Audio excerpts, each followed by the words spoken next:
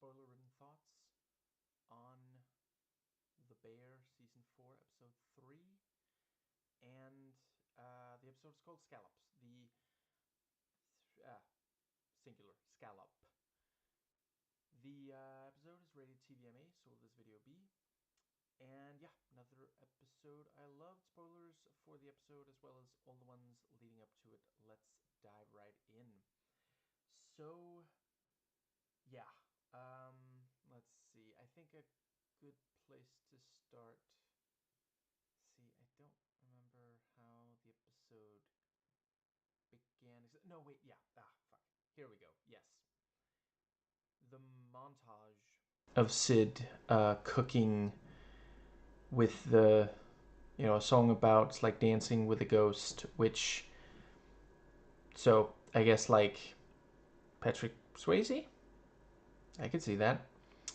And then there's also something in the lyrics about it's like it beats a slow dance to the death, and I'm like, are you saying it is superior to slow dancing until you perish, or are you saying you're beating to death a slow dance?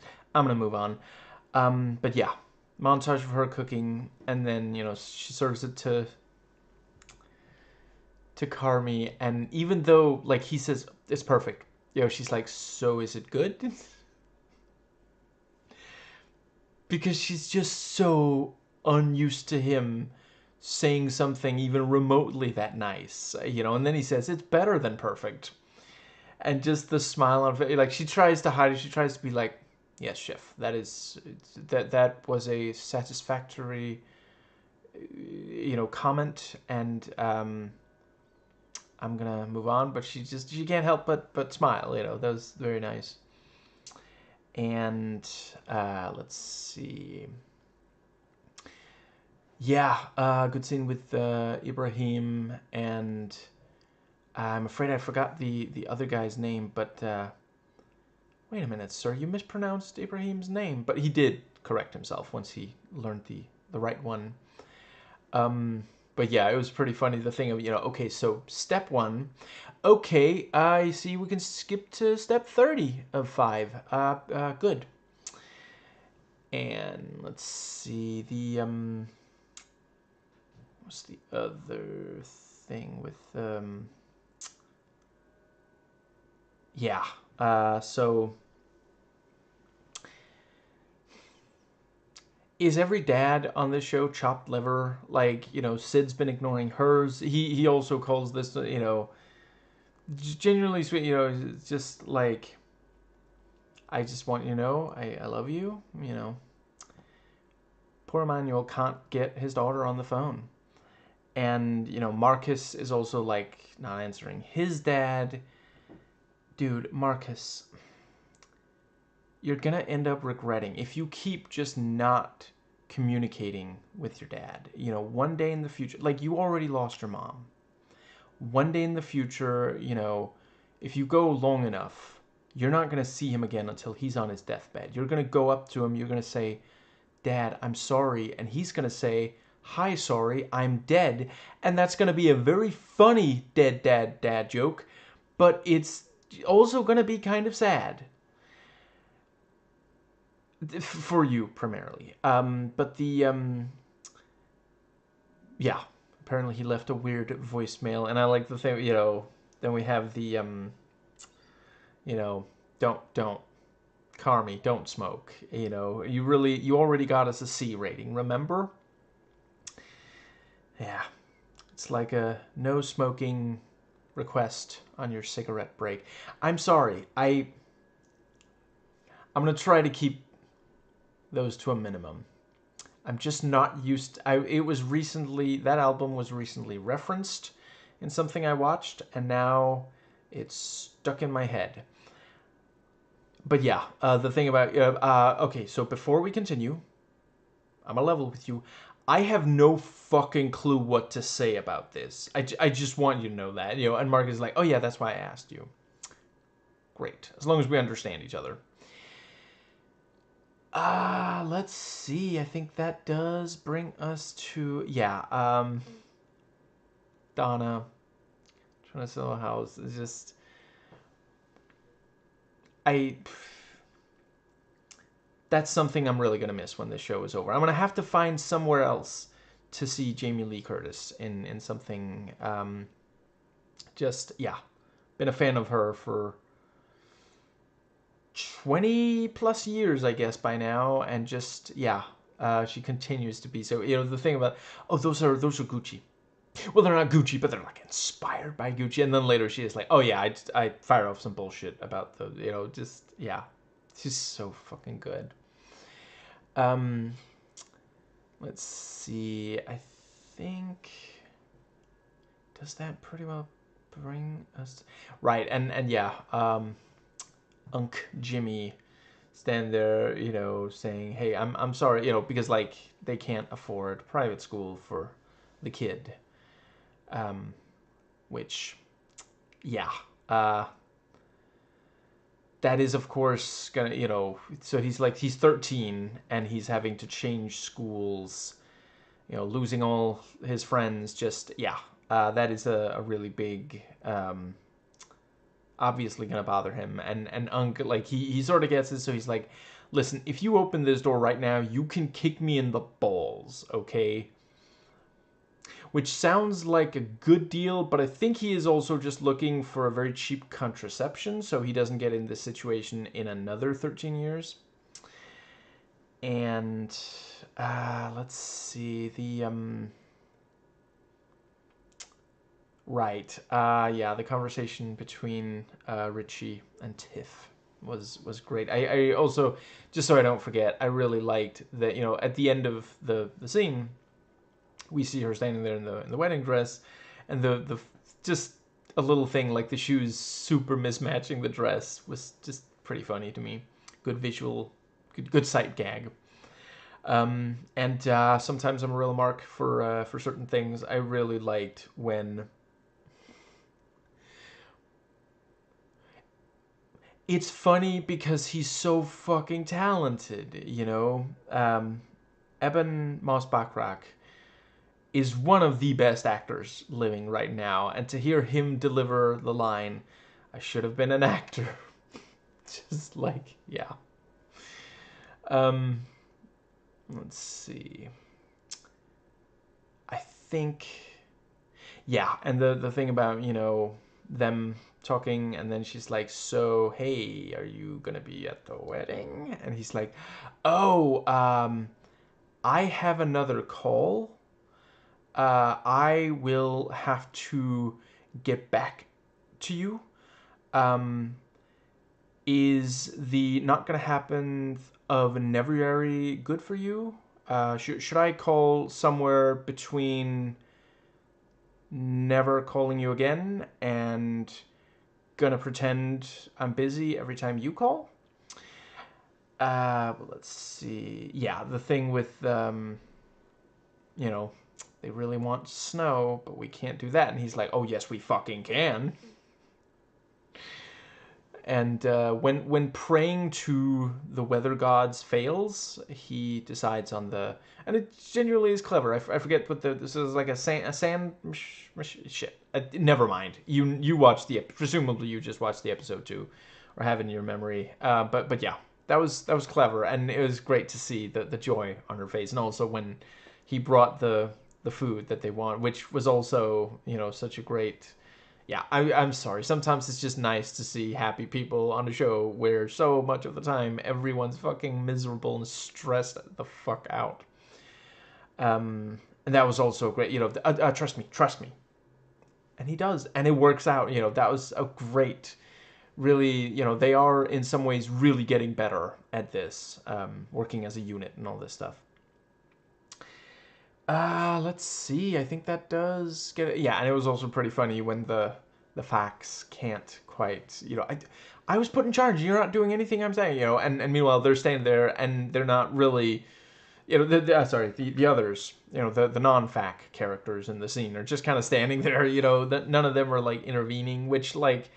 I'm not gonna pretend like I would necessarily intervene. It's like what these guys, unfucking believable. That might just about bring us to the end of the episode. Let's see, what the fuck else is left? Love the lighting, too. The blue and purple lighting in the opening montage. Fantastic. It's probably the DP's idea that, you know, they have a lot of influence over lighting. Yeah, props. I feel like there's at least one more thing before I get to the end of the episode. Let's see. Maybe not.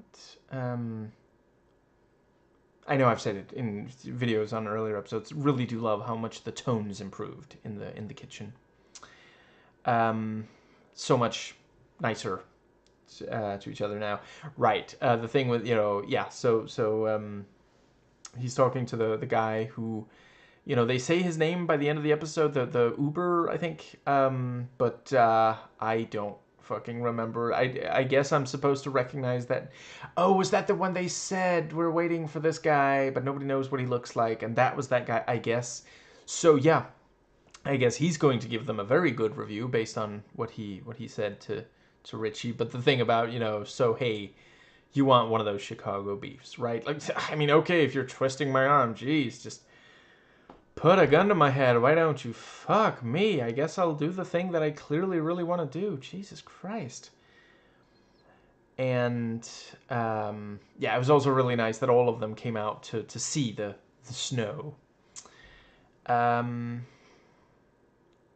think that does bring us to the last chunk of the episode. So yeah, you know, Carm's about to leave, and, you know, he closes the freezer door and is, of course, reminded of Claire.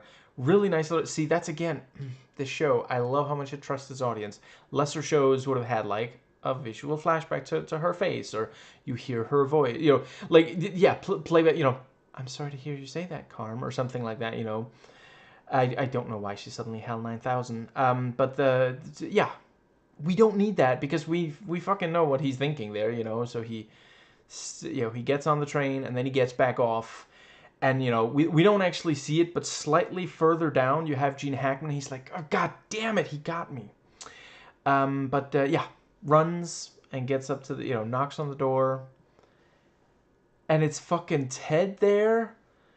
And just, you know, without even thinking, just like acting on reflex, Carm grabs the gun and shoots, and then the sister runs down and explains the whole thing. Oh wait, no, that's a different media property.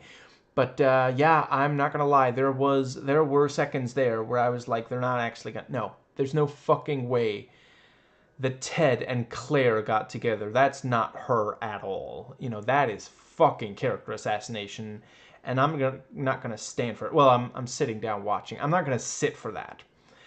But no. Turns out, you know, he's with Kelly, and then afterwards he's like, no, Kelly made me lie. Fucking yeah. Yeah, so many guys would in that situation, like, dude, you made the decision, just, you know, like, yeah, she requested that you lie about this, but this, and it was also pretty funny. Claire, did you just materialize? Have you been practicing your teleportation? Because, I mean, I looked everywhere, and I could not find you at all. And that was also, like, Carm's like, can we just fast forward to the part where you either admit that she just doesn't want to talk to me, or I do get to talk to her, or something, because, like, just... Jesus Christ. Yeah. Yeah, I don't think Ted Fack is a good choice of having someone lie about... yeah. Let's see. Then we have... Yeah, it was also pretty fair. Yeah, so what the fuck are you doing here? What the fuck are you doing here? Just, you know... Let's see. And I mean, it is kind of sweet if he really is in love with Kelly, and vice versa. That's, yeah. But yeah, she comes out and, you know, has to take a moment to wipe away the tears. You know, I did briefly think that when she said, you know, I'm just going to go get something, I'll be right back, that she was going to, like... Is it ghosting if you just don't answer the door after saying you'll be... Because if you... Yeah. But yeah, really strong conversation, great scene. I continue to really appreciate the use of the poor counter 3000 intense close-up of the face. Yeah, what can I say? Didn't work in X-Men Dark Phoenix. Works here. Works like a charm. I don't think there's been a single time where they used an extreme close-up of a face and it didn't 100% fucking work. So, yeah. Yeah, I thought, both of them great performances, great lines. I was slightly unsure of whether, at one point he says, being with you made me hard, or not those exact words, but like, of all the things you could say, that is like, because it's like, are you like trying to like say she's sexy, or are you saying that it was difficult? Not the best choice of words is all I'm saying. And I did really appreciate, she thanks him for the apology, which is not the same as saying he's forgiven. And then she said, I'm okay. I hope you will be. I hope you find what you're looking for. And then,